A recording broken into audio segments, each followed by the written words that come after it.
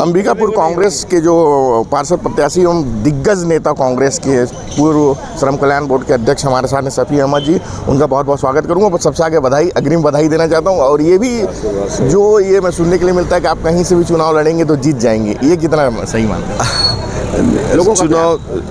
लोगों का एक जैसे ये माना जाएगा कि जो एक लोगों का आशीर्वाद है, लोगों का सहयोग है, लोगों का जो प्यार है, वो मेरे जीवन की पूंजी है, कमाई है।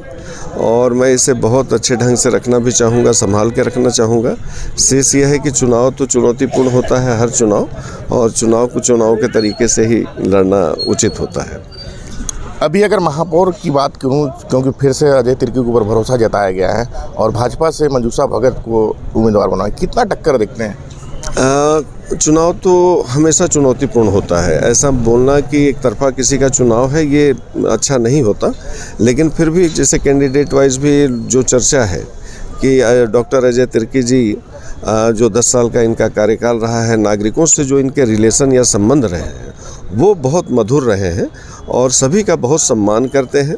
और अगर कोई भी व्यक्ति नगर निगम से जुड़ी हुई किसी बात को रखता है तो इनके माध्यम से प्रयास हमेशा किया जाता है कि उन समस्याओं का निराकरण हो।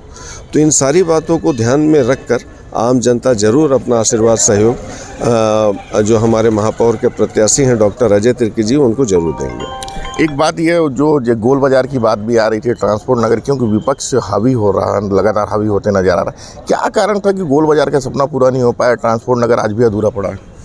ये जो गोल बाजार और ट्रांसपोर्ट नगर की प्लानिंग हम लोगों की है और हम लोगों के माध्यम से, और ये पहले जैसे हम लोग इसका प्लान भी किए थे कि किस तरीके से इसका निर्माण कार्य किया जाना है। भारतीय जनता पार्टी जब 10 साल तक बहुमत में थी, 2005 में राज्य की सरकार के द्वारा ट्रांसपोर्ट नगर का पैसा दिया गया था और इनके माध्यम से उस कार्य को नहीं किया गया।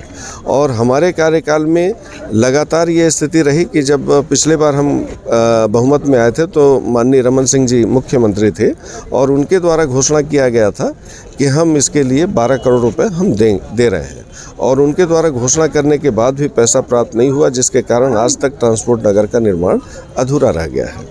अभी कौन से नए मुद्दे रहेंगे जिनको लेकर, क्योंकि अगर विपक्ष तो लगातार रोड पे भी हावी है, तो ऐसे कोई नया मुद्दा है जिसके लेकर सामने जाएंगे जनता के सामने?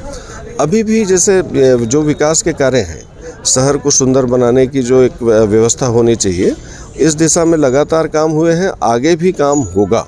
और बहुत सारे क्षेत्रों में जहाँ कहीं ऐसा लगता है जैसे स्वच्छता के मामले में पूरे देश और पूरे दुनिया में नगर निगम अंबिकापुर को सम्मानित किया गया। मैं ये मानता हूँ कि अंबिकापुर शहर के एक एक नागरिकों का सम्मान इस माध्यम से हुआ है, एक एक नागरिकों का सर ऊंचा हुआ है।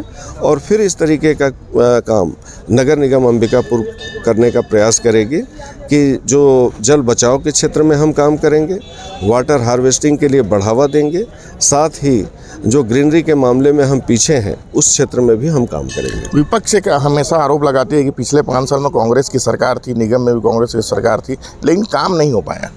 काम तो जनता के सामने है कि जैसे बड़े बड़े काम हुए। मैं अभी बताया, फिर से बता रहा हूँ, जब हम लोग बहुमत में आए थे उससे पहले लगभग 40% आबादी को पेयजल नहीं उपलब्ध होता था, लेकिन कांग्रेस की सरकार जब नगर निगम में बैठी और एक बड़ी योजना बनाकर 106 करोड़ रुपए की स्वीकृति माननीय महाराज साहब के प्रयास से हम लोगों को स्वीकृति मिली। और अंबिकापुर शहर में आज जो स्थिति है कि पेयजल के मामले में 99% समस्या खत्म हो चुकी है। और स्वच्छता में पहले भी मैं बताया कि पूरे देश भर में, दुनिया में ये जो मॉडल था इसको देश ने स्वीकार किया है। तो एक बड़ा उपलब्धि नगर निगम अंबिकापुर की रही है। निश्चित तौर पे बहुत सारी उपलब्धियां गिनाने के लिए है, लेकिन जो हमारे साथ पूर्व श्रम विभाग के पूर्व अध्यक्ष शफी अहमद थे, उन्होंने बताया कि नगर निगम के नई योजनाओं के लेकर चुनाव लड़ेंगे। अंबिकापुर साधना न्यूज़ के लिए चंद्रशेखर गुप्ता की रिपोर्ट।